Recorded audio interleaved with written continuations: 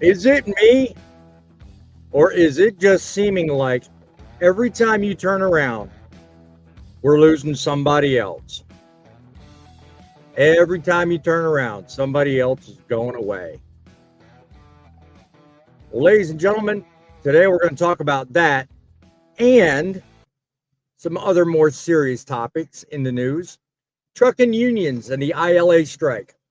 Who's really driving this? I mean, we're 2 days into this strike and we're already asking the big question. Who's really driving the future of trucking? That's my question. We have union lovers, and then we have those in the media that push the narrative that unions are running the country. So I'm going to ask, are they? These same media personalities and the same unions are pushing the narrative about a trucker shortage. We're going to cover some of that tonight too. Driving in and around North Carolina, you wouldn't think that there's a trucker shortage. I'll tell you, some of the traffic backups I've seen just trying to get home would throw you for a loop and really put that lie or myth to shame. We're also going to cover some of the post-Helene effects, some things you need to know about if you're trying to navigate around North Carolina in light of the recent events. So, I mean, tonight we got quite a bit packed in. So I urge you, stay tuned because it's about to get real.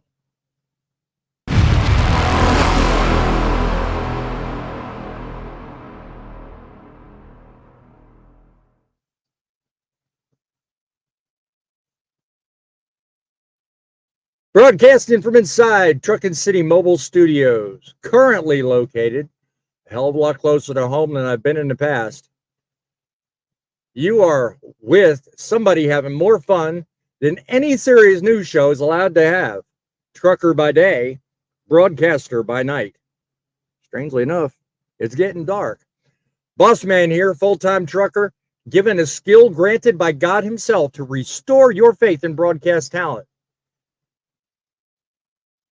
It is my pleasure to bring to you another episode of Frontlines, where I single-handedly point out that it's relatively simple and painless to make trucking great again.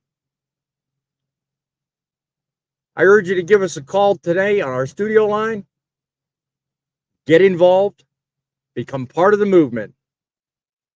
You are watching The Truth in Broadcasting, a proud production of the United States of Trucking. Shall we begin? YouTube's most unique news show has begun. The fastest growing YouTube channel, Trucking City News. And I am gonna beat him. The president telling Justin Trudeau to get tough. There was no information online. And the El Rushbo of Trucking News, Boss Man.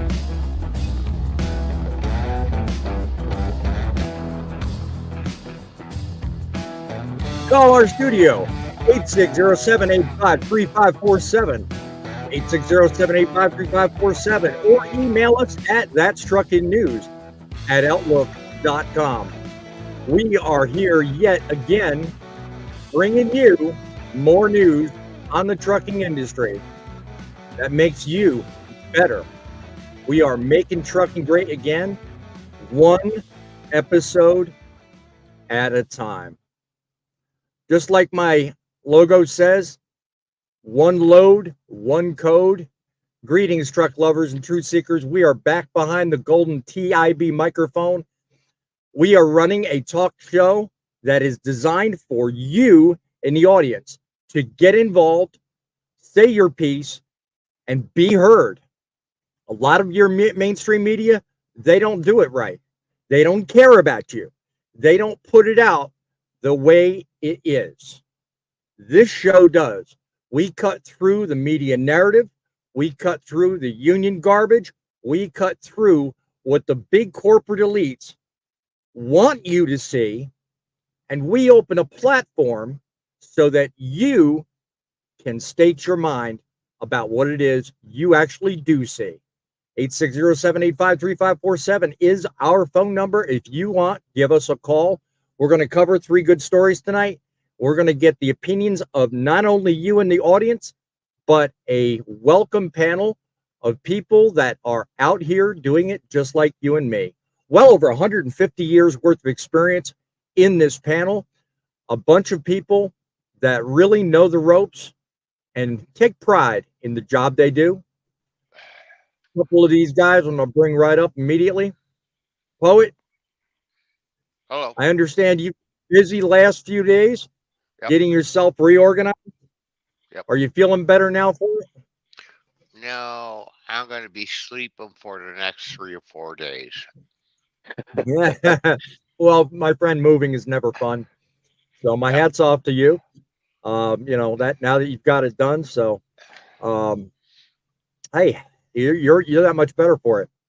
Larry, what about yourself? How's things hanging in the Larry the trucker realm? Not bad. Not bad. Could at be all. worse. We could be sitting. Very true. Very true. We are sitting. I was going to say you spent part of your week doing that too. So yeah, know the feeling indeed. But good news is my truck got fixed, and they're just waiting to route me back towards Sparks to pick it back up. Right, there you go. There you go. Well, hopefully that happens, and we're not too waylaid or delayed from that. So let's all hope that works out for the better. That is true. Tell you, one of the things I saw this week that really kind of hit me by surprise, as if losing Dave last week wasn't enough, we're dealing with yet another profound loss in the trucking industry. At the age of 88, one legendary Chris Christopherson passed away. My understanding is it was at his home in Hawaii. In case you guys aren't aware, Chris Christopherson is the one name and face that really sticks out when it comes to the trucking industry. I think he's probably best known for his role in the following movie. Hearing from many of those drivers really traveling along. Yep. And like usual, technical difficulties. Hang on one second. I have one video clip ready to go. There it is. Hey, Doug, I swear we got a goddamn convoy. Look at us, you crazy thing. That's incredible. Where are they all coming from? Everywhere. I can't believe it. Why? Don't ask me, ask them. I'm running for my life myself. Yeah, but they're all following you. No, they ain't. I'm just in front.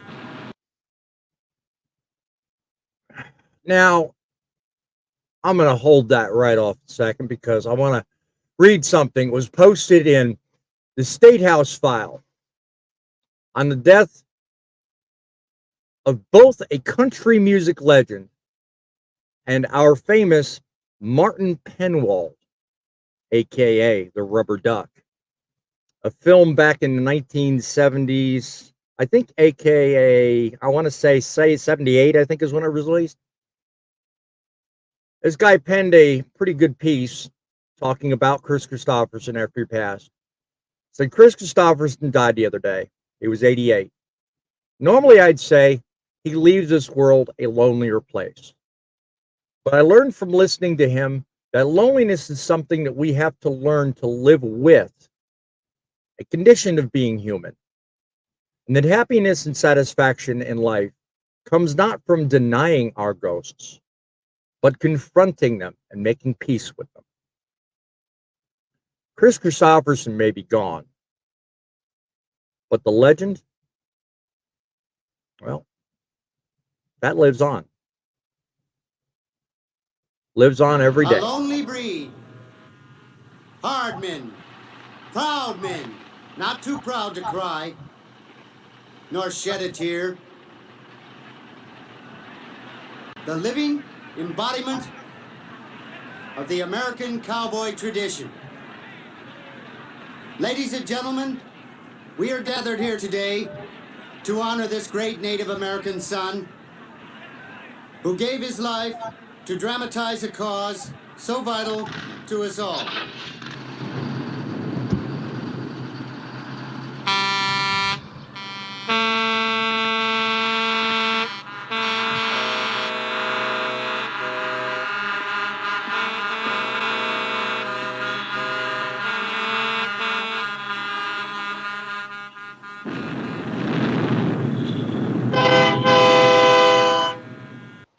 There you go. I hear that. I thought that was a fitting way to pay tribute to him. What do you guys think, John? Did you watch much of that movie? Were you very familiar with it? What do you think of the passing of Chris Christopherson? I've seen it a few times. He's definitely, a trucking icon from that time, and that movie's a classic when it comes to trucking for sure. So It is. You bet. Yep. You bet. Yep. Grumpy, what do you know about that man? I mean, I'll bet you're quite the movie goer yourself. Were you aware of the fact that he not only had a lot of movie credits, but he was also quite the musician? I am. And actually just seeing what you showed, the Grump actually brought tears to me because I've been a fan of his for years. Yeah.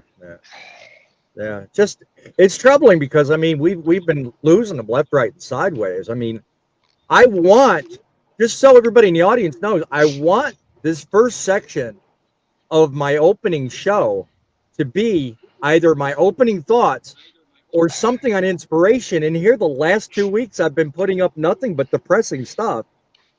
You people in the trucking industry need to stop dying, okay? No more death. No more. Done. Anyway.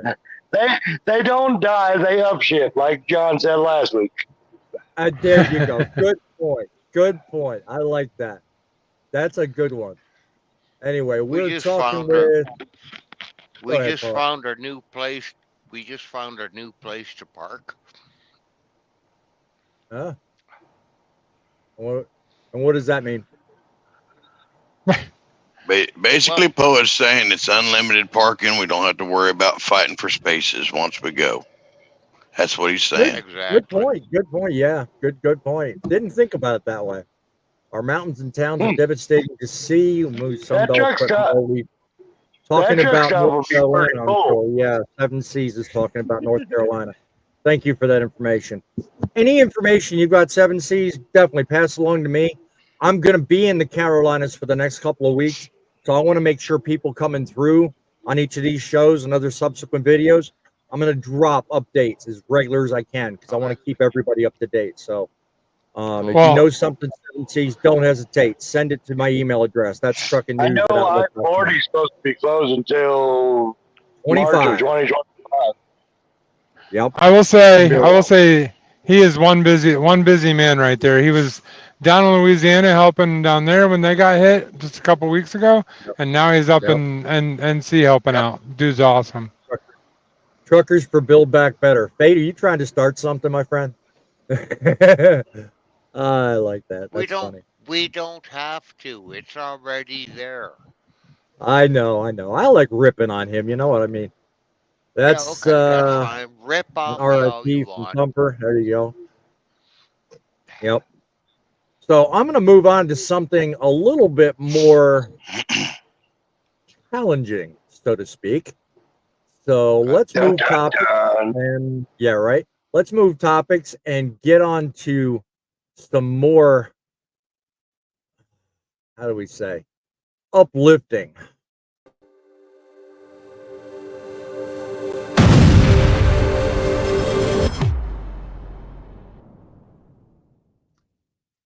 Trucker shortage narrative.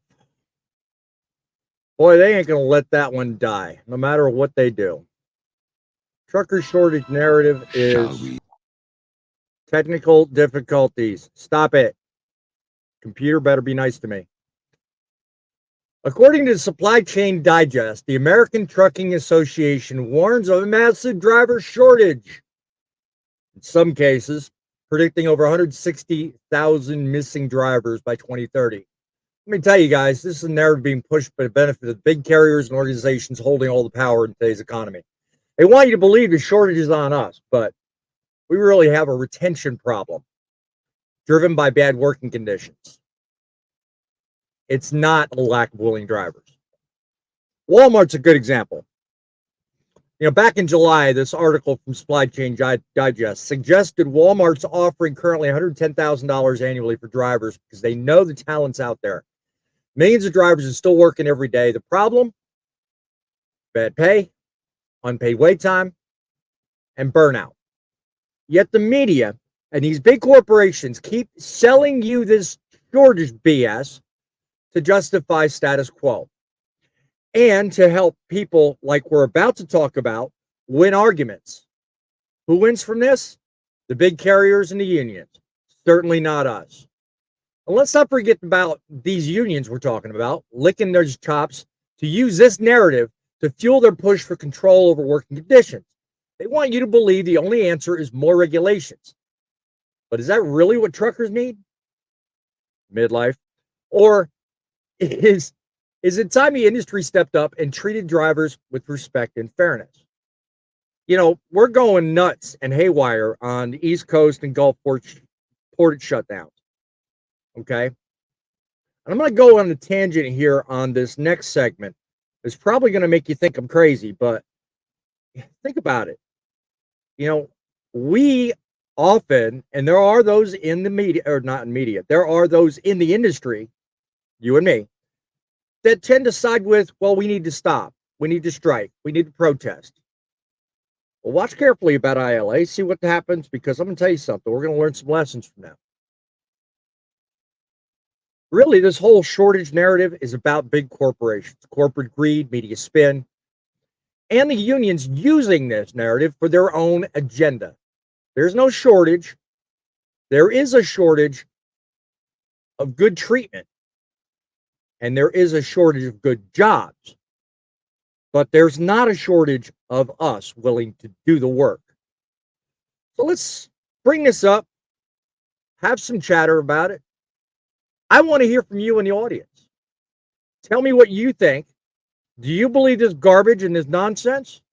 Or is this just another day in the media or in the industry, as it were? And do you think it's just something we'll hear today, gone tomorrow? What do you guys think? John, you first. What's the whole thing? I mean, I'm of the opinion driver retention is probably our biggest issue. And if you're talking about globally over companies, there's a lot of room for improvement there. I think the reasons they say. I think we beat the shortage into a death. But let me preface that. I think if you sit at a truck stop and you look around, I would say 60% or more are older truck drivers. So yes, in 5 to 10 years, there will be a shortage. Okay, if you don't believe that, you're not paying attention. Right now, heck no. No, there's none. I mean, none whatsoever. But yet, this article I just referenced from Supply Chain Digest suggests there is. And they're right along the side of the media. And they're making it sound like, yeah, what they're saying is legit. And it's just, and it's only 2 months old. The article's back from July. It's not that old at all. It's retention. I mean, say again, Poet? It's retention. Exactly. You know, I mean, if you look at, I mean, he's not on the panel right now because he's busy. If you look at Feild has his business model set up. He doesn't have any problems. And I'm sure he's of the camp that there isn't really a driver shortage. And I could speak for pretty much everybody here on the panel. If there was really a driver issue or an issue keeping work going, most of us wouldn't even be on this panel. We'd be looking for a job, and we would be, we'd be looking to do things a lot differently than we are. But every time you turn around, the media's got some garbage to feed to us about a shortage that doesn't exist. And like I said earlier, I do have a reason for bringing this up. I will tell you. We're going to cover a little bit. Sorry, go ahead. I was going to say, we're going to cover a little bit about this in the story coming up. Go ahead, John. I was just going to say, I wouldn't say a driver shortage. I would say a shortage in standards, because our standards are way too low nowadays, and a shortage in training. That's where our shortage is. That's pretty fair. Yeah, pretty fair grounds to go on. You know, but I mean, more to your point, media keeps saying there aren't enough drivers. We've got millions of drivers. Just on my way here to shut down for the show, in fact, I was traveling north on 77. And, you know, all detours aside, I mean, the backup just trying to get through Charlotte was staggering. I mean, and it wasn't all cars. It was all trucks. It was ridiculous. 7 miles long. I counted it. 7 miles. All trucks. You know, I mean, yes, some of it probably is due to the fact that, you know, the 40s have washed out and you can't get on 40. But I mean, even on a good day, you know, there's usually a backup. That's Charlotte. Well, Charlotte's a mess. It always is. But never that long. That's my thing. Usually there's a backup, but never that long. I mean, that's crazy. Try leaving Charlotte on 85 going down towards Georgia. Yeah, I've sat there for hours and hours and hours and hours. Right? Yeah. Well, I mean, yeah, we all have. You know, same thing can be said for Atlanta any given day, Chicago on any given day. Yeah, but Charlotte's much smaller than Chicago or Atlanta. You would never imagine it there, but their traffic is ridiculous. Well, I'm sure a majority of the reason the shortage or the backup was so bad today was probably because of 40. But still, I mean, I'm not focused so much on the backup. I'm focused on the numbers. You know, the media pounds out that we have not enough drivers. But you see all these trucks and you hear all this garbage about we can't find parking. And we got all these other stories about not being able to get this done, not being able to get that done. How is it one can be true, but the other can't? So if you look down in your guest box down there, I think the show's about to go off. Why? Good. Let's have it. Oh, he jumped out. Midlife was there a second ago. If you go back, there he is. There he is. Let me bring him on. How you doing, my friend? Welcome into the show late. Glad you're here. He got his ears lowered. I gotta tell you, you're full of shit. Wait. More importantly, you got your ears lowered. Yeah, it looks like he's back in the military. You just told us that there's no driver shortage. Then you gave us the reason for the driver shortage. If there's no driver shortage, then there's no retention problem. If there's no driver shortage, there's no respect problem, no reason that people leave in the industry. The only way you can't have those other problems. You're giving the reason for the driver shortage. Are we jumbling two different issues? No, you are giving the reasons for the driver shortage. You say there's a retention problem. You're right, there is. That's the reason I started. The reason I started off with was not the retention. Poet mentioned that, and John backed that up. The reason I mentioned, if you recall and look back, is pay.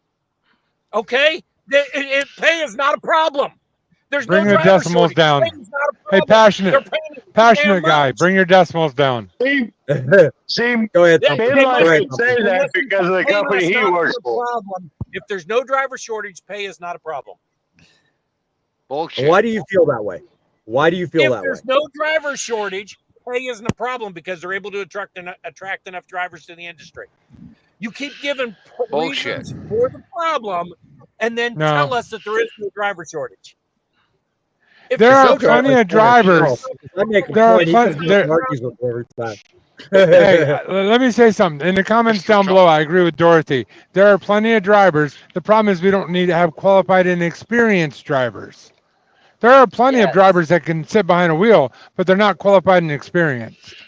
Exactly. So there's a shortage, but there isn't a shortage. There's a shortage of experienced drivers, but there's enough drivers out there to keep everybody busy.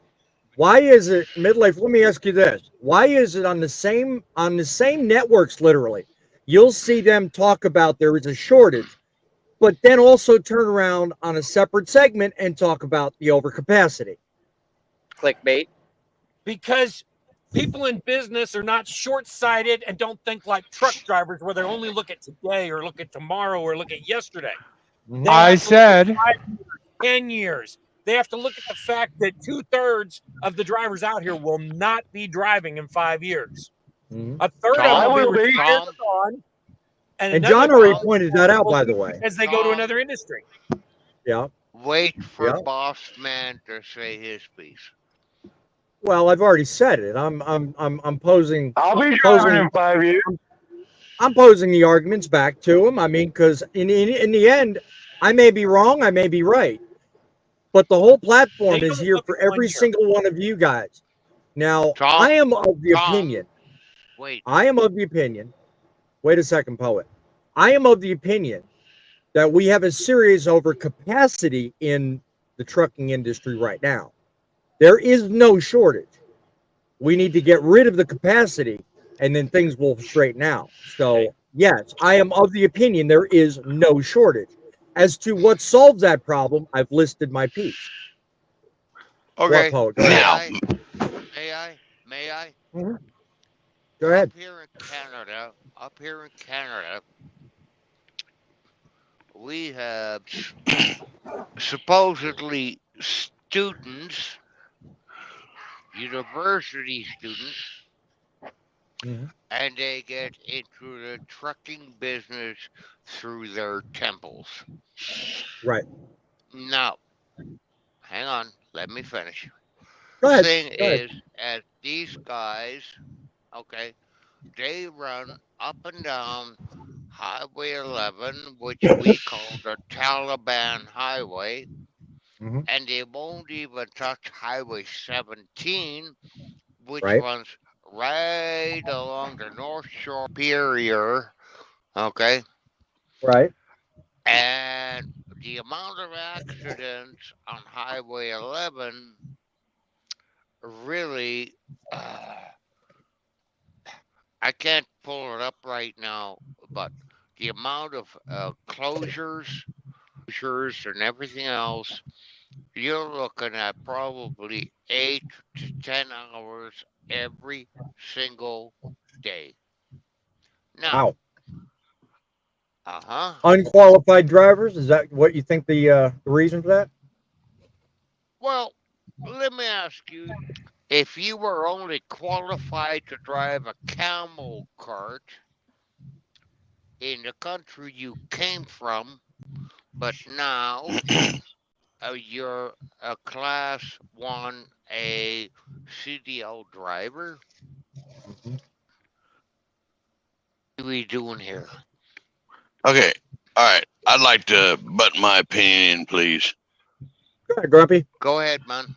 All right. I partly agree with what Poet's coming from, but I see the factor that it's a world out here. I mean, we are America. Everybody comes over here for, more money, better living, everything else. Okay. Even though we as Americans see it as like, golly, why would anybody want to be here? All right. With all this trucking companies that are, I call them fly by nights. Okay. We are getting way too many of them, and they're just popping up everywhere. And then they're not following legalities like they should. They're trying to fidget the logbook system. They're trying to do anything they can. They're not teaching the people that jump in their trucks long enough to know what's going on, how to operate it, how to get out there and be safe with it. It's just like giving a teenager, before they even go through driving school of any kind, the keys and saying, here you go, now go out and play in the freeway. And that's kind of the way I'm seeing it.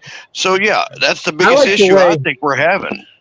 I like the way the commenter below, Poet, hold on a minute. Poet, hold on a minute. Hold on a minute. TC Boggs puts down in the comments, definitely no driver shortage. Wages are stagnant. Too many third worlders driving their feet on the dashboard. That's interesting. I've never thought of putting it that way, third worlders. I'm going to steal that with your permission. Go ahead, Poet. Okay. That's not a good idea. I really need you to check into the Humboldt crash. HUMBOLD. Okay, Saskatchewan crash. Okay, I think I've read some of it. Yep. 16 minor hockey players got killed by a university. Okay, that got less than 1 week of training from his temple and the owner of the truck. Okay. Okay. And there again, what I'm trying to say, what I'm hang on. Okay. 16 people get killed and a bunch more injured.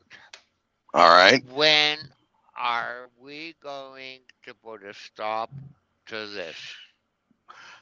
I'm going to tell you right now, it's never going to stop, because as long as this right here flows into our government and they follow pretty much the best line they can, if not, and they get out of line, they're going to fine them. So there comes some more of this right there until a bad accident happens, and then lawsuits happen. Now, that accident that you're talking about, I understand it was a foreigner, but let me tell you, that accident could have been me. That accident could have been you, Poet. It could happen to anybody. They just, I agree they need to have more experience. I agree they do need to have more training on that. But I'm telling you, it could have been Boss Man up there. It could have been anybody. I mean, accidents are going to happen. I understand that Poet is very passionate about spreading the word on that story, and I believe everything you said, Poet. I've read what you sent me on that, and I do think that was a tragic situation. But moreover, I do think that, the more requirements you put on training, the harder you do make trying to get fresh blood in the industry. Now, that's a double-edged sword, because, on one side, we're sitting here refuting the argument that there's a shortage, because I honestly think there's an overcapacity and there's way too much in here. The market needs time to equalize, and we don't need a bunch of untrained people, more to your credit, in here occupying space and making an industry worse than it really already is. On the same token, though, if we don't up certain training standards and certain requirements, we're going to do it to ourselves. So you got to be real careful when it comes to that argument. So that's where I draw that argument. I'm going to take a moment. I want to recognize a couple of new faces. So let me tell you this. The government of Saskatchewan, after that crash, put in a strict training process for newbie drivers. Yep. 6 months ago, they started pulling back on that. Yep. Oh, we need more drivers. Matter of convenience. Where in the hell does that come from? And yes, I'm up in Canada. I'm the only one on the panel that's up here. But guess what? Yep. Want something? I'm gonna give. Don't back it off. Go ahead, son. Yeah, I'm gonna give some notoriety to some new faces in the audience. PJ. I'm just gonna say PJV. Okay, how's everyone doing? I'm lousy with names, people, so I'm gonna butcher them. I'll let you know in advance. Delta Forces, y'all being replaced by AI robots. Y'all, welcome to the channel. Yeah, someday it's gonna happen, but I'm not really too worried about it at the moment. Got an opinion coming in from TC. There's a constant churn, to be sure. However, it's always been the case. If you're truly a driver shortage, wages and freights would be up due to lower supply of available trucks. Good point. You bet. And Delta Forces says, Machines are faster, smarter, more accurate, don't need sleep or food, don't have to pay them, or 24/7, don't go on strike. You know, I think automation, I've said this before. I'll get to you in a minute, Thumper. I've said automation has its place. There is no problem with automation. And in fact, we're going to talk about a story here in a minute where a lot's going to be talked about on that. If somebody knows how to use automation, I'll give them credit. The ports do. More on that in a minute, though. Automation's fine, but if you take over to the point where you let it rule the day, there's a danger involved. So I have a serious skepticism with a truly autonomous, no human involved type situation with trucks. But that's a whole nother video and a whole nother topic. Goes on to say humans no longer needed, humans obsolete, will become automated. I'm wondering if Delta 42 or Delta 82 is a bot. No, dude, do me a favor. No, he's not. I'm just picking on him. Do me a favor. Drop the cap. I think he's automated. No, I'm just picking on him. He's fine. He makes a good point, though. I mean, it's coming down to that. The more reliance we get on automation, the less of us they'll be needed. I mean, the more we'll have to compete to actually stand out. But that keeps us going. So more to our credit. Simple supply and demand, less drivers, availability to haul freight, tightened availability to increase prices. That's not what we're experiencing. Good point. Got anything to add to that one, Midlife? Yeah, it's real simple. If you can pick up the phone and call another carrier and get a job tomorrow, that means that company has a shortage of drivers. If they have loads to move and open trucks, then they have a driver shortage. It's that simple. But each company's different. But each company's different. Okay. So hang on. So by your standards, if you can get a job, that must be a shortage. That company has a shortage of drivers, or but every company's different. They wouldn't be hiring. Right. If they've got open trucks and loads to move, they have a shortage of drivers. And they don't if I go today, they think 5 years out, 10 years out. How many of these drivers you have? If you have 300 trucks, how many of your drivers are still going to be driving for you in 5 years? A bunch of them are going to stop driving because of age. I mean, look at this panel. Look how old we are. How many of us? You're the only old one here. Hey, chill out. Yeah, chill out. We might be younger, but me, Grumpy, and Poet all have more experience than you guys. Oh, he's pulling rank. People will still be driving. How about Bumper? Some of the younger drivers are going to leave the industry because they can't handle living on the road. They're going to change their family situation. They're going to have children. They're going to want a daytime job where they're home. It's always been that way. Right. That is why there's always been a shortage. At the same time, Tom, you speak of what happens between carriers. Industry-wide, though, I don't think the entire industry has that problem. We still can find jobs. We still can move places. You don't think there's any problem, so they cut off all hiring, they stop all schools, produce no more truck drivers. 5 to 10 years from now, what happens? Who's moving the cargo? Because 5 to 10 years from now, 2/3 of the current drivers are going to be gone. Robots. I know. All us old folks will have to come out of retirement and drive again. Imagine that. Tom. Thumper, you want to add to this? Because I kind of overlooked that a minute ago. Well, you said you were gonna do a story here about automated, so I'll wait on that one. I got a really good opinion. That automated stuff's gonna get me fired up, so it's gonna be a good one. The next conversation is gonna be a good one. I'm fired up already. Yeah. Go ahead, Paul. What the hell is a school? What do you mean by that? Well, you mentioned schools. What the hell is a school? They don't have schools in Canada? In the United States, Poet comes from the old school. Get your butt behind that wheel. There's a shifter. You screw up, smack. No, that's how I was. Here's a key. Good luck. Sick. Hadn't been that way in quite a while, Poet. I want to know what Tom is talking about when he talks about trucking schools. Because It's a requirement in my in the United past States. life, no, bullshit. We never It had is. those started. The FMCSA has made it a requirement in order for you to hold a CDL in the United States. You have to satisfactorily certify that you've passed all ELDT standards. That is a rule. Okay. Yeah. Okay. And that's fine.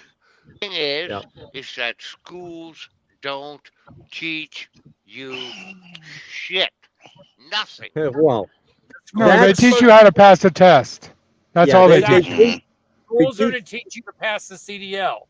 Your first yeah. carrier is where you get your training, Yeah. and that's Yeah. where you actually learn the craft and the job.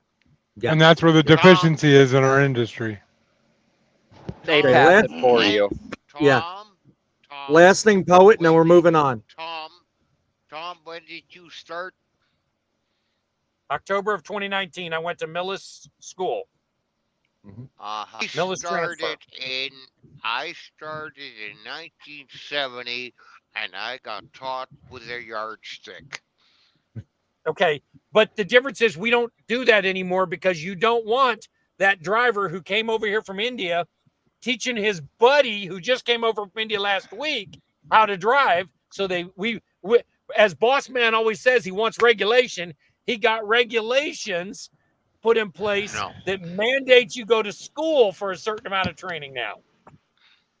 Trust me. For what it's worth, a new driver, if I were to teach a new driver, he would get taught with a yardstick method the same way I was taught.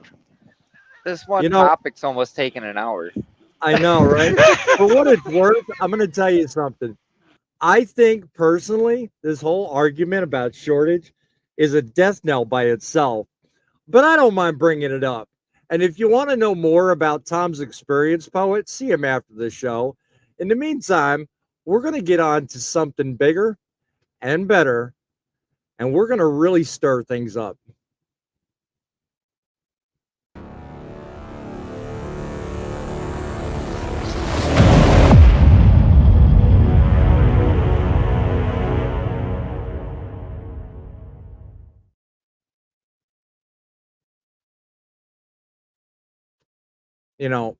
Shortage may be one thing, but I'll tell you something. When it comes down to it, unions got this country by the gonads. We're going to talk about the ILA strike and the media reports. The looming strike by the International Longshoremen's Association, I think it's probably going to be around for a little bit. It's already been 2 days, and we're already hearing a bunch of different opinions about it. I'm going to put my 2 cents in. What's driving this? Take this kind of action. What are these guys fighting for? And how does this tie into trucking and the lifeline of our economy? On the surface, we got demands for wage increases, retirement benefits, and fierce opposition to automation creeping into their work. Let's dig a little deeper and let's see that it's about much more than just money. It's really about technology, bypassing union jobs. It's about a fight for relevance and the very survival of the traditional port worker in a world that's quickly moving toward automation. You might kind of say we're in the same boat. ILA claims that certain terminal operators are using gate technology, process trucks autonomously, cutting out union labor. These employees argue that the tech has been in place since 2008, well before their last contract. So the question remains, are they drawing a line in the sand to protect the future of their members, or are they holding up the process or the progress in the name of preserving their jobs that they fear could become obsolete? There's a lot at stake here. It's not just for the dock workers, but for all of us who depend on the steady flow of goods to keep our wheels turning. As truckers, we say some of us, we stand firm and on the same side as the ILA, all right? But others argue this strike's unproductive and it's a hindrance.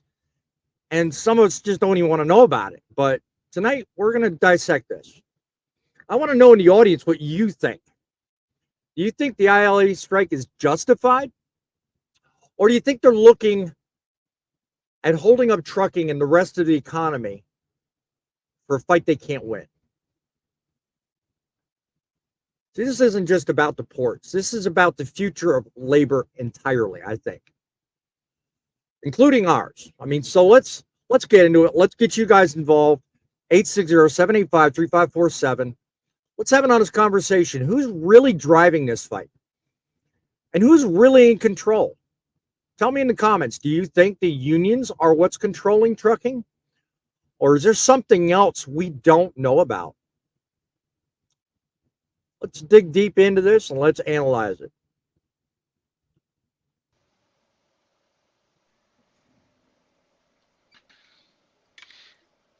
Let's get the obvious out of the way. You obviously, midlife, have a lot of passionate opinions when it comes to unions. Hey, so what's your thought? I loved unions. When I was in management, I loved dealing with unions because when some guy come to me and said, a pressman comes and says, hey, I need a raise, I'd say, go to page 7B of your contract, look at that chart. When you get to that number of years, you'll get a raise. Until then, sorry, paid it for you. That's the contract. And boy, did they hate that. Now, let me tell you something about unions. Unions are great for weak employees. They're okay for mediocre employees, but they hold strong employees back. Most of us on this panel have done very well in trucking. We've excelled. We've moved to the top. We couldn't do that in a union environment because in a union environment, you have to bid for your route. You go into there and you're the low man on the totem pole when you go to UPS, and you may get to be a floater. You may get to cover stuff, but all the people with seniority bid on the great routes and get all the big money. You eventually get there, but you don't start there.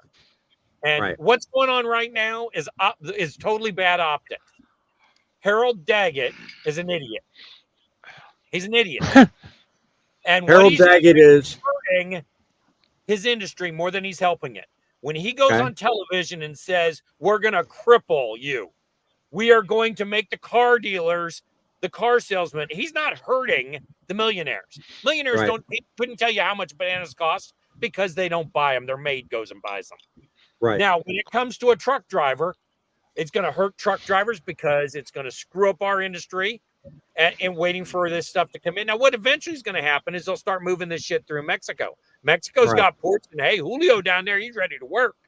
Well, but that's going to take the West Coast. Yeah, they got the West Coast too, so it's going to take some time. The West Coast, the ILWA has already said they will not take any ships that were supposed to go to ILA ports. There are 14 ILA ports. There's 16 ports total on the East Coast down to Texas from Houston to Portland. And 14 of those ports are union, 2 are not. 2 that are not, one of which, Portland, has already said they will not take any ILA ships. So that's where your problem comes in. But he's already said, we're going to make everybody understand who the longshoremen are. And all the people that are being hurt aren't rich people. The people that are being hurt are going to be us when we go to buy groceries. They're going to be us when we go to and then the last thing, and before I let you all jump all over it, the last really good thing on here is he could have kicked the football down the road. He could have said, look, because of this natural disaster just happened a few weeks ago, we're going to work for the next month trying to figure out a contract. And we're going to go ahead and work until we're through the disaster, but be aware this strike is coming. Instead, you're well aware, the freak out at midnight. As you're well aware, I said in a previous video, or at least a couple of days ago, it would have made better sense to wait until after the election. Go ahead, John. All right. Well, I did something for this live that I've never done before. And I'm going to actually show you guys why I did it. So I normally go on these lives and I'm very opinionated and I just kind of shoot from the hip. I actually looked up articles and reading articles about this, and I have an article up right in front of me right now from Routers, right? and it says, yeah, routers, whatever, rotor-rooters, who cares? But it says President Joe Biden's administration has put pressure on port employers to raise their offer to secure the deal with the dock workers, but they haven't sat down at a table, and there's no time scheduled to sit down. Now let's hang on one second. Hang on. You know, the dock workers are asking for a $5 increase every year for 6 years. That's 45,000 employees, $5 each per hour every year, going up $5 more for 6 years. Wait, it gets worse. Biden has said he will not intervene and stop the strike. He will encourage them to settle it at the table. This is the worst possible news. $5. No, they're asking for $5 per hour. $5 per hour per employee with a $5 increase every year for 6 years. That's not what they're asking for. They're I asking think for that's what. Whatever. Semantics. Hang on. Yeah. The crazy part is he's not going to intervene. This is the worst possible thing that could ever happen to our country, and he's not going to intervene. Yeah. Somebody's going only to have to save us, and it won't be common. I was going to say he will only intervene when he gets enough pressure from bigger companies that are affected by this, and that's going to take probably, I don't know. Well, let's put this into perspective, shall we? Okay, because I did some research of my own. Okay, and I pulled up an article the other day, and I'm ashamed I didn't put it in my script. Okay, but I pulled up an article the other day that gave us an interesting perspective on the history behind strikes, and I'm going to go off memory, okay? But back in 1938, a strike similar to what we're experiencing now went on then. Now, what happened was back then, this started as, I think, something to do with the ILA and Maritime Association in the 30s, talking about they wanted more money. It was all over wages, just like it is. And back then there was a hurricane that had come through just like this, and they took advantage and said, we want better work conditions, we want more money. And it originally started out 1938 with 4,000 workers. And the entire strike took a period. It started on September 15th, and they came to negotiate on October 2nd, 1938. Mere days before the World's Fair. And it was said the World's Fair was hindered because of the effect of the work stoppage. A grand total of 40,000 people, by the time all was said and done, stepped in, took their side, assisted them, supported them, did everything needed. They started with 4,000. That's interesting. So I think there's something out there in this article I had, and if it's linked, it'll be in below the description. But I think it's interesting. You know, one number and then the number expands and the support grows, which is what the ILA is counting on today, because that's what they're basing everything on now. They had support back then. They think they're going to have it now. Thumper, what do you say? You said you had a lot to say about automation, but this is really the crux of the argument is automation. It wasn't long ago we were in a spot where they were holding up contract negotiations because of automation. And now it's because of pay. What you think? Well, I'm going to start off on a couple other things here first. I didn't get my opinion about Chris Christopherson here because I kind of moved on real quick. And I think you guys kind of heard the train horns. I grew up watching that movie. I grew up watching Smokey and the Bandit. I grew up watching BJ and the Bear. BJ and the Bear. I grew up on those trucking movies, and to see him pass on, it really sucks. I was in complete shock when I found out about it. Mm-hmm. And the other thing is Poet, why are you always eating during a live? Distraction therapy. There you go. Because if it's not Poet, Yeah. The live happens when Tig is cooking supper. There you go. Okay, I just had to give you a hard time. It's just funny. It seems like every time I look, you're eating something. You got to bring some for everybody, or you can't do it. There you go. There you go. Shepherds, come and get it. There you go. All right, You so go. now here's where I'm gonna get worked up. Automotion or automation, whatever you want to call it. My line of work, the hopper bottom, yes, I can see it. But the cattle, you show me a robot that can close gates in a cattle pot, go into the feed yard or the sale barn, and get the correct cattle and open up gates, push them into the trailer and everything else. It's not gonna happen. Yeah. I mean, there's no denying. There are certain jobs automation cannot replace. No. There's just no way. And then tell me this, okay, you got these autonomous trucks, all fine and dandy, but they can't account for weather change. Like if the wind picks up in a matter of a split second. I mean, yes, we're not perfect. We have issues too. But we could also, like us on the panel, we've been driving long enough, we can account for it. We're always ready for it. Yeah. A snowstorm, blizzard, they're driving. What's going to tell them to shut down? If a guy's sitting there sleeping at a computer, oh, the weather's bad, push a button. Well, if he doesn't catch it and that truck goes into bad weather and causes an accident, kills thousands of people. I mean, Right. I'm just throwing a number out there. It's just not going to happen. Yeah. Thumper. Go ahead, Paul. Thumper. That would be an automated steering wheel holder. That's a good way of looking at it. We're not going to go down that road right up. You're right. Yeah, but you know what I'm saying. Yeah. Want to notice the comment underneath me. Hearing soon, if I'm reading that right. Kamala's going to use as a PR stunt and save the day with the last minute woman power. I don't know. What do you guys think? You think this could be a political spin to favor one party or the other? What do you think? No. What's Kamala going to do about it? Absolutely. Well, either that. It's not political spin, because if it was political spin, trust me, the unions almost always side with the Democrats.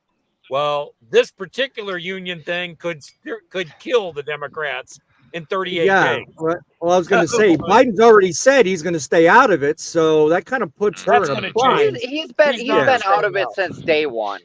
That's right. He's been out. I mean, the freaking guy can't remember his name. I mean, it's just he can't walk upstairs without stumbling. Yeah, he can't walk upstairs. And if Kamala gets in, you might as well park your truck because the Civil War is going to happen. Yeah. I mean, wow. It's just that's my opinion. I mean, the time is coming where we're due for a civil war, honestly. Well, before we get into that conversation, I'm just saying, I just sent something to Midlife to show him what I was talking about. The 77% breaks down to $5 per hour per person over 45,000. Yes, it does. No, it doesn't. No, I just sent it to you. I know. I read it. You read one line and you believed it. You bought it hook, line, and sinker. They got you. This is an example. I read the entire article. Okay, no, you didn't. Stop screaming at me, by the way. Here's the deal. That okay, $5 you too. For the lowest paid person who's only paid $39 an hour. It comes out 77% will be $5 per year for them. The raise he is seeking, but still, that's $30. For that lowest paid person, it's $30. For the lowest paid, that should blow your mind. You don't need to know about the crane operator that's going to make $500,000. If $30 an hour raise over 6 years isn't enough to blow your mind and make you realize these guys are asking for too much, then I don't know what tax bracket you live in. 77% is what they're asking for. I know. And so you take somebody already making $250,000, $300,000 a year, they're going to make $500,000 a year by the end of 6 years.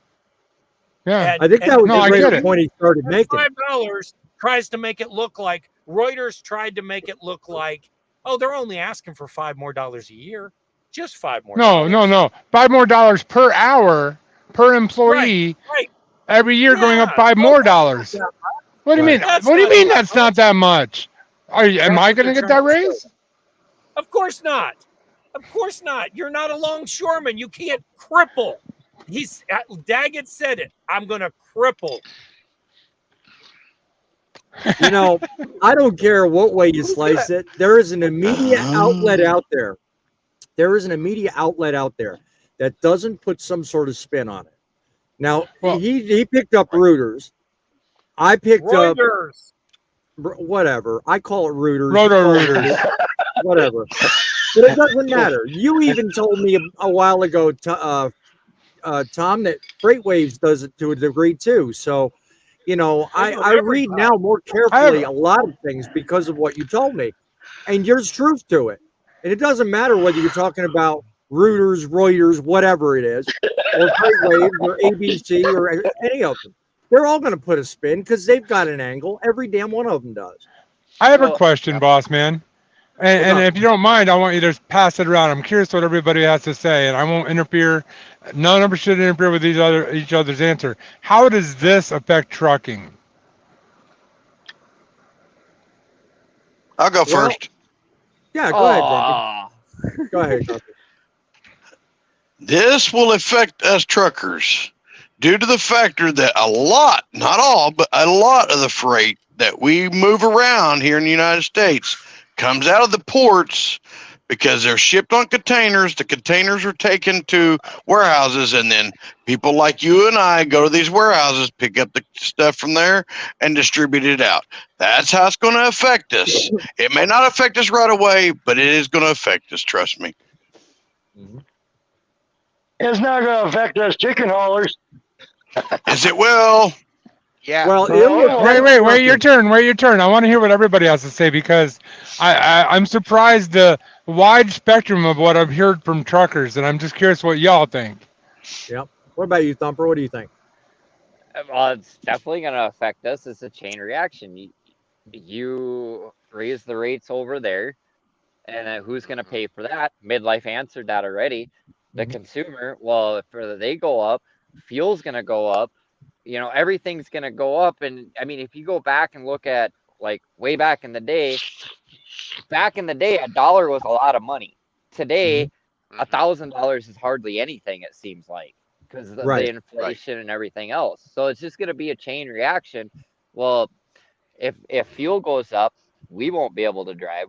You know, and that goes back to the whole thing, insurance, that whole insurance thing, that's going to go up. I mean, there's so many factors to it that, yes, the consumer's going to pay for it, but it's a chain reaction. If the unions go up, then us truckers are going to get affected, and then we're going to bitch and kind of be like, well, I can't afford to haul, which there's going to be less trucks on the road, then the prices and everything are going to go up. Current comments, the perfect description of it. So lumber rates will be hugely inflated due to the hurricane devastation and the ports being closed. I mean, just what you're saying right there, you know, is what TC Boggs is saying. I mean, in terms of timing, this couldn't be more well timed at all. I mean, for them to get their argument heard, that is, whether they win it or not, that remains to be seen.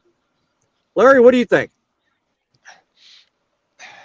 Well, I pull reefers, so I haul reefers, so.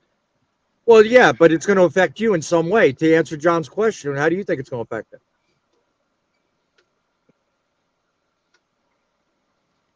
I mean, I haul out of the West Coast, so it's really not going to affect me until I go to the East Coast. Oh, it'll affect you, and it'll affect you. You just probably won't notice it that much right away. Poet, you got an opinion? I do. The ILA probably picked the worst time, especially with Hurricane Helene, to do this stuff. Yeah. And if they had any kind of humane or human factions at all in their head, they would have backed off because it's going to affect every single North American, not just Americans, Canadians. Not just truckers. Yeah. Not every North American on this continent. Well, I'm saying it's broader than just trucking. I mean, because this discussion and this channel talks about trucking, but I think it's going to go far beyond trucking. All right. Yep. Now, to get to me, Tom, did you have something to add to that, or want to answer John's question? I want to answer it when everybody's done. State the question so I can answer exactly and not obfuscate. How does this affect trucking? The strike. It's going to affect trucking is going to be affected several ways, but you got to look at the entire picture. Mm-hmm. Initially, the East Coast port trucking, the containers, the boxes you see, the cans as they call them, there's going to be some shutdown there. Mm-hmm. Here's a bigger problem. The drayage drivers are going to start hauling regular freight because you're going to have drayage drivers who are going to start hauling spot freight. That's going to be a problem. If the strike isn't settled in the first couple of weeks, these ships are going to reroute to Mexico. They'll unload in the Canadian ports or the Mexican ports, in which case they will be brought to the United States by Canadian or Mexican drivers, and they will unload there. Wait, poet. Wait. They will be hauled by American truck drivers once in the U.S. So we're not going to see a huge change other than the fact that the load boards are going to be a freaking disaster for a brief period of time. But if the strike continues long term, they will figure out how to handle it. If the strike is short term, then what they're going to do, it'll just cause a backup, and we'll all see a whole bunch of extra loads when they start rolling. By the way, there are currently 38 ships off the coast. 38. I was wondering what that number was. In 2 days. Off the coast. That's by tonight at 9:00. Yep. I'm gonna basically give this answer, and I'm gonna try to set you up as best I can, John. My whole thing is initially the effect won't be noticeable, but at some point, to Tom's credit, we will start noticing. All those specifics I don't have answers to. I'm nobody but a broadcaster. What do I know, right? But what I do know is this: right now, most distribution warehouses have a full stock of whatever they need, and they probably have enough to get by on for maybe a day or two. But once things stop coming out of the ports and they start running low on supplies, loads are going to be harder to fulfill, and things are going to get a little bit chaotic. I'm going to go one step further, though, and we're going to talk about the bigger picture, and that's what's at stake. All right? And Canadians will not offload those ships that were supposed to go to the USA. Why? Because they're members of the same. Okay. Maybe so, but that's a decision we'll see if that works out in the long run later on. The bigger picture I want you guys to think about is once you get cargo gridlock, you get the longer waits, you get the costs going up, and eventually people like us, we get left holding the bag. The ripple effect could rattle a large number of companies. Yep. So already there's talk about several companies considering closing their doors because of this strike. And all that tells me is that they weren't well enough prepared. But that's food for a different live show and a different argument. So where does that leave you, John? What did you gather from all that? I feel like no one's taking this seriously enough, and I say that after all of you guys said what you said. Mm-hmm. The reason why I say that is my father-in-law actually turned me on to this story about 2 weeks ago. So I've been trying to follow it and read up on it. And let's think about this for a second. Let's use Larry over there. Larry says, I haul chicken, domestic chicken. It won't affect me. Well, let's see. Can it affect domestic product? It's packaged in cardboard boxes, which are made here. But the solvents aren't. Everybody. I've said that. Solvents aren't. Well, my point is, packaging for chickens. Yes, exactly. That's what I just said. Thank you, Midlife, for commenting what I just said. My point is, nobody is taking this seriously enough. If this strike goes on 2 to 3 weeks, it will strongly detrimentally hurt our country. You think it's bad economy-wise now, or 6 months ago, or a year ago, or even the pandemic time, this will pale that if the government doesn't step in and recognize this as a national security risk and stop this now. I don't want to scare everybody, but that's the truth. What do you know about the comment below? Dylan Wilmore says they're also striking against human trafficking. What do you know about that? I haven't heard anything about that. It's the first I Well, you shouldn't strike against that. You shouldn't. Yeah, you shouldn't. Wait, are they striking against human trafficking, or are they against human trafficking? Comment says they're striking against it. In other words, they're fighting it. Yeah. John, I think everybody does. I don't know anybody that wants human trafficking unless you're one of the evil human traffickers. So you don't need to strike to do that. Right? Exactly. But I was actually pretty much agreeing with the majority of what you said there, John. Yeah, I mean, I'm talking catastrophic, and I know people are going to call me crazy, dingbat, whatever you want to call me. I'm talking about, I don't know, the end of our country as we know it, literally, in a month, if they don't do anything in a month. Midlife's busting over there. I know he is, but I'm serious. Well, I'm scanning the comments and I'm looking. I mean, Leroy King makes a good point. Truckers can cripple the economy far worse than longshoremen. They're just better organized. No, we can't. No, well, I was going to partly agree, but partly disagree. The only difference the ILA has is that they can actually stop the flow of goods. We don't have enough of an organization or a union to do that. I mean, just because we don't take a load, does that mean the economy's yeah, to a small degree, but not to the effect that what we've got going on right now, Ken. To steal a line from somebody on this panel, you can have 100 truckers in a room, and I guarantee out of the 100 truckers, they're all going to have different opinions, which means 75% of them are still going to haul those loads, even if they're cheap freight, because they got to feed their families. True. So that's why that would never work in trucking. But these guys are actually closing it down, which is truly will affect everybody. Like Midlife would say, it's a terrorist act. Literally. Another big reason why it would never work in trucking is there's too many big, huge corporate companies that run trucking out there, and they're not going to just close their doors because we're not happy. That's actually an opposite argument to your point. The fact remains that there's still more than 85% of the market that's less than 10 trucks, carriers, less than 10 trucks. So therefore, we make up a larger majority, meaning the smaller companies. You can't tell me that these major corporations are that powerful. No, there's more numbers with the smaller guys. It's the opposite. The smaller companies, the 10 truck carriers and less, cannot afford to strike. Because if they can't afford it, but we're higher numbers. Trucks. 60 days, they're out of business.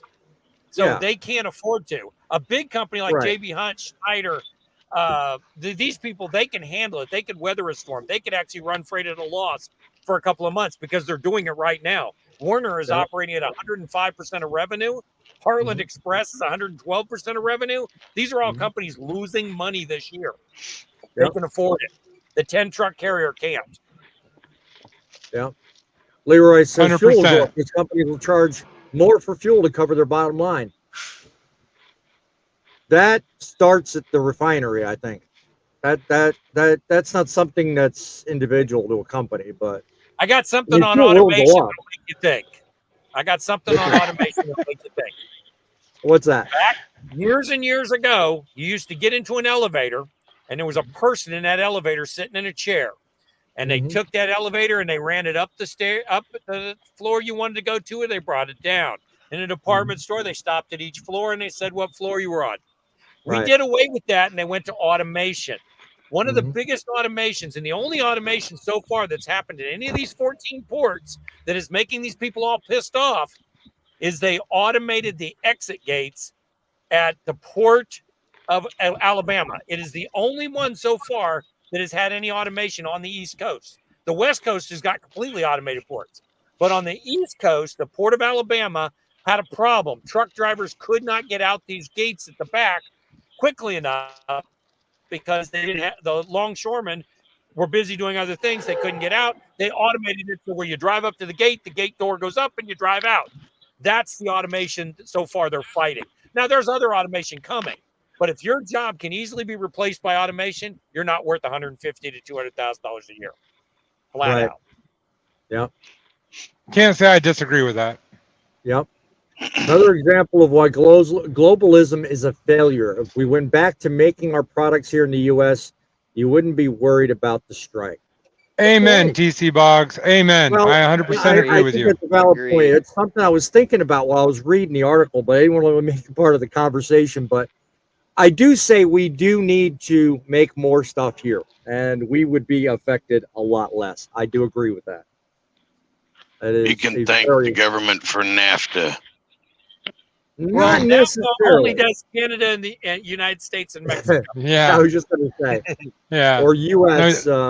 What was that? Yeah, but when they started that, they come up with the other stuff later. North American Trade Agreement. North American Free Trade Agreement.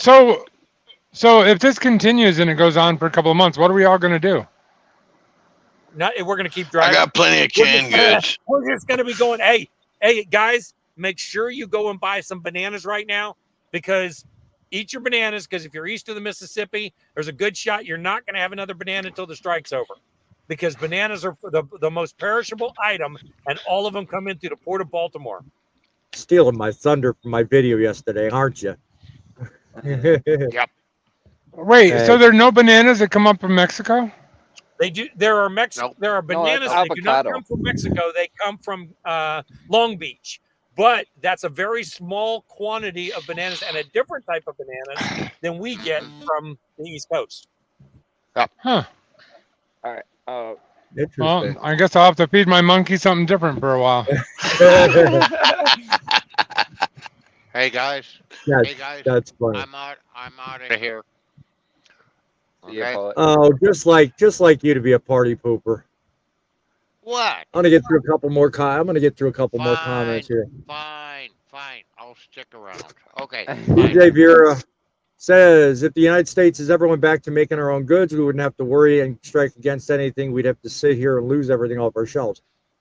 Good point. I mean, I again, just to your earlier point, I've said we need to think a little less globally, more domestically. I'm not saying ignore the world, but when everything you get comes from China, that's a problem, figuratively speaking. Or Taiwan. Exactly. Yeah, right. Last thoughts, guys? Well, you're still going to have an issue with exporting goods too, because we still export a lot of goods out of our ports. Well, export's a problem too. Yeah. That's correct. Our farmers are a little bit worried right now. Yeah, that's going to get a big backlog in what we're doing too. What's your point, John? I want to point out I'm going to highlight the comment if you don't mind here.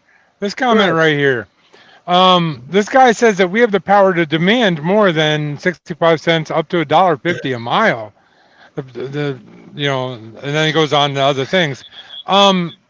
That's a guy that doesn't understand how much it actually costs to operate a truck. And I don't mean to be mean, Leroy, I could be wrong here, but I don't think you understand how much it costs to operate a truck. Because if you did, you'd know that no company can pay you $1.50 a mile consistently. And survive. And the company make money also. Yes. Larry. Yeah. Good point. Good point. Company pays me that. I'm just a company driver. You're going to milk that every chance you get, midlife. I came out of the closet. I'm no longer a company driver. Ha ha. There you go. There you are. He's going to milk it. Closet now. He's going to milk it though. I think Larry had something to say. Yeah, Larry had something to say. Go ahead, Larry. My company pays me $1.50 a mile, and they make more money than I do. Wait. Your company pays you $1.50 a mile, but they also charge you for your truck. Their business model makes money off of you giving you a truck, not freight. Right. No. Yeah. They don't. And that's Canadian dollars, okay? Come on, Canadian dollars. That's Canadian dollars. Might as well be. Let's try for a company driver. I got one more thing to say. Go ahead, Thumper. Go ahead. Find me a company that pays $1.50 a mile, and I'll be there. I'm talking about company. He's talking about company drivers. You're an owner operator. Owner operators, yes, you can easily make $1.50 a mile. You can make $3 a mile. But the point is, if you're a company driver, there's no way you're making more. You're making $1.50 a mile. Well, I'm sorry. It's here's just a not good possible. example. The company I work for, I make 60 cents a mile loaded, and I make 45 cents empty. So we want to run more miles loaded than we do empty, obviously. You're getting robbed. With your experience, you should get paid more. No, you think? Go Tell ahead, him that. Go ahead and close us out, buddy. Just everything we talked about today was actually a really good debate. We're going on an hour and a half, which is really surprising. We've had some good conversations here. But to the great Rubber Duck, we're gonna miss you, buddy. We got your loads covered. And another thing is too, we don't do it just for us and our family. We do it for you guys. Amen to that. That is. And truckers are people too. Wonderful words indeed. Guys, we gladly come to you week after week with news you can use and a viewpoint to boot. Help us make a difference. Subscribe, like, and definitely look for us again on Saturday when we come back to you again at 7 p.m. Check out my World of Trucking for vlogs that do the same, only without the news. And make special tribute to Driving with John, Grumpy, Fate, Midlife, all the cast that joins me for every single show. Go look them up, surprise them with a like and subscribe as well. When you're on the road, guys, remember, it's the trucks that make the deliveries, but it's you that makes the difference. Week after week, it's our pleasure to do the job we do. Till next time, keep it real, keep the faith, and keep it rolling.